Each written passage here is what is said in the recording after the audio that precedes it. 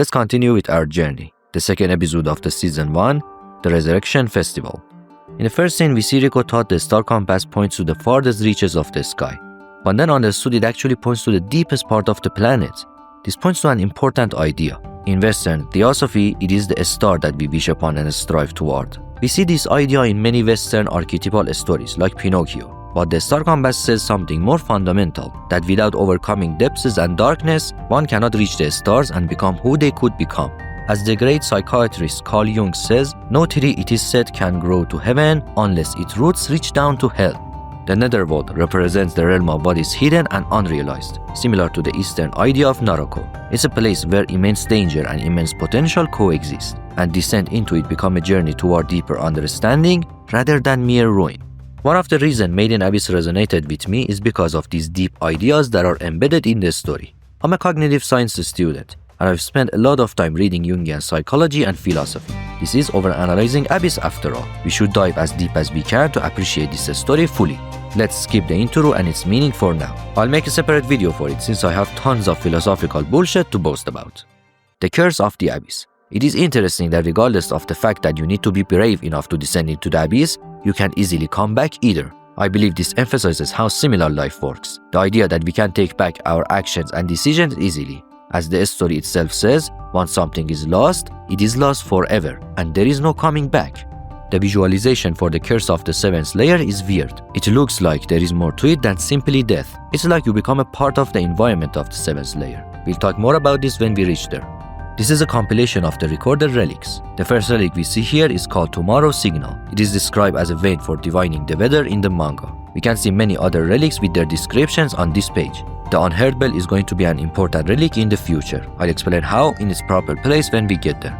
Shigi describes Reg as a bundle of special grade relics, an Obad, a supreme treasure of the netherworld. The word Obad is quite interesting. It means a poem or a song of dawn. We need to talk about Reg in depth later, but for now regarding this title, Reg was the key that initiated our journey. The mysterious Sakawatari. Murals and legends claim it appears every 2000 years. Its appearance is believed to be a sign that the end of cycle is approaching. There is more information about it in the official art book. To ascend, the Sakawatari closes its eyes and twists its body to gain a speed, rising several hundred meters in one flap of its wings. Its nest is believed to be located deeper than the seventh layer, which is really interesting and weird. The path it takes to pass the Sea of Corpses is still unknown. It probably goes through the way of the nest. We'll definitely talk about it in depth when we reach the Priestess Clan arc. Many have theorized that the faraway nest is actually the nest of the Sakawatari in the seventh layer.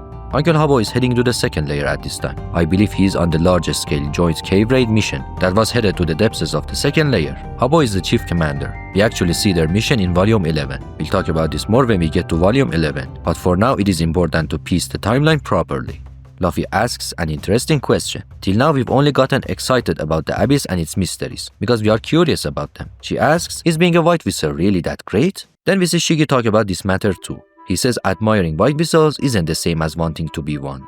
Riko cannot understand the dark side of the abyss yet. She is being blinded by her longing for the unknown. Riko is the embodiment of curiosity and longing in this story. While Shigi is explaining his view, Reg is carefully listening and seems concerned. Reg embodies fear, the opposite side of pure curiosity. We saw it in the cover art of volume 1, that Reg was scared and confused, while Riko was happy about descending. Should one fear the dangers of the abyss more than be curious about its mysteries and treasures, or is the opposite true? Think about this and comment your answer. I'll answer this question in future videos. Cave Raiders ranking system. Apparently the whistle colors are based on the night sky, from dusk to the darkness of the night. Bells are suns at the horizon of darkness. Red is the sky when the sun just sets. Blue is the color of twilight sky. Moon whistle is when the moon rises to brighten the way ahead. Black is the dark midnight sky. And white whistles are the stars surrounded by darkness. White whistles, other than being white, each have a distinct design. Lyza's whistle has the crescent moon symbol we've talked about. There's a depiction of the flowers of fortitude on it as well, but the main symbol we see on her whistle is the keyhole one. On the surface level, it's because of Doni. White whistles are made with the soul of another person who decides to sacrifice their life for you to continue your journey. We know this from Eye to Front arc. Donnie's character design is so fucking cool. He might have the best design among all the characters and white whistles. Just look at his rough sketch. This is from volume 11 when Faputa tries to talk to Donnie. On the deeper level, the symbol of the keyhole is based on the door middle symbol, which is the one that Akihito himself usually identifies with. I asked him what it means and he said, a bug that seems as if it were designed so that if you turned a key, its wings would open. Yet in reality, there is no key, and even if there were, it has no wings to open. A creature that spends its entire life in effort and struggle. There are a few more places we see this symbol in the story, on Riko's cape brooch and Reg's backpack. Also, what in the world is that sun? It looks like the moon is eating the sun and the sun is peeking happily inside of it. This might be a mechanical instrument that changes from moon to sun, or the opposite. Or maybe it's symbolic, like yin and yang. That might be saying that at the depths of the darkness is light. There are more uncanny drowned faces in the series too, which are really weird. The storyteller with that huge nose hints at the dark motives of the Orth that we talked about. He is not here to motivate children to strive toward the truth of the Abyss. It looks like all he cares about is selling Lyza's replica whistles and making profit out of the festival. He only acts nicely to keep his viewers. We see how he behaves toward children when Reg delays throwing the pedals. But the children on the other hand are amazed by the raiders and the Abyss. They have eyes full of longing, since they are closer to the origin. The hats that children are wearing are quite interesting too. We don't know what they symbolize, but I've seen some theories that say they are based on the helmets of the true residents of the Golden City, like Reg. Leader talks about Riko's birth here, the fact that she was born deep in the Abyss, and the problem with her eyes and the cause of it, which is none other than the curse of the Abyss. So far we haven't gotten any information about the problem with Riko's eyesight and its role in the story, but surely it's gonna become important in the future. We'll talk more about this when we reach the curse-repelling vessel. About the mission Lyza was on, retrieving the unheard bell. We know it went quite wrong because of the attacks by the cave raiders from a different country, and probably the fights led to Riko becoming a stillborn. In the extra sequence at the beginning of the first movie, we can see Riko's dad, who is cooking and seems to be quite good at it. Then we see Lyza holding some type of helmet, which is kind of similar to what Reg has. She says some of the raiders they dealt with didn't have whistles at all, which is mysterious and interesting. We'll probably get more information about this mission later in the story. The Raiders Guild HQ architecture looks amazing but a bit uncanny. The little windows and lights look like eyes watching from above and laughing. Akihito has used this type of symbolism in Iruburu as well, showing eyes and mouths on the organic colored walls of the village. The observer guy that accompanies Reg and Riko looks quite uninterested and tired as well. In the manga, he has some bags under his eyes, probably from lack of sleep and overworking. This is apparently Reg's sister. She has claws instead of hands as shown in the letter. In volume 12, Surajo says that she was named the girl type in Aido Front, and after that Bondrod got his hands on the Light of Essence. She's probably dead though, since in the Aido Front arc, after Reg gets out of his dark mode, he feels some people were inside him and took control of his body. In the manga, it is shown that those people were Lyza and the girl type. Reg probably carries their souls. She appears in the third movie as a very short flashback as well. We see more of her, especially in volume 14. She is basically on the cover art of the volume. In chapter 70, Reg remembers another flashback of her, calling him Lisa.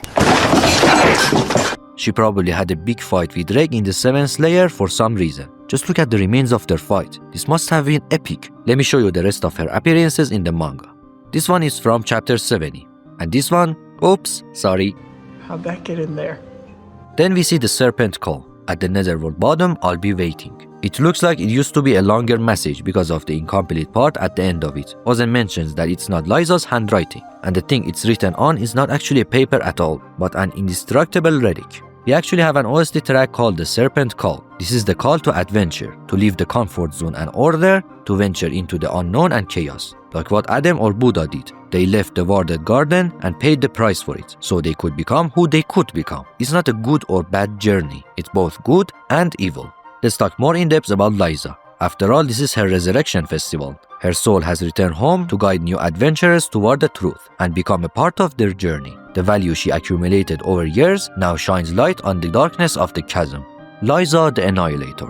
What an unsettling name. The projector depicts her as a huge monster. The greatest among the white whistles, a heavy drinker with an atrocious diet, a weirdo that used to pick fights all the time. How could such a person be a hero? Aren't heroes supposed to be good? Nietzsche has a relevant quote that I love.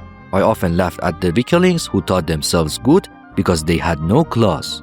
She had roots as deep as the darkest part of the netherworld, and that's why she could reach the heavens and shine in the dark. She was made in Abyss.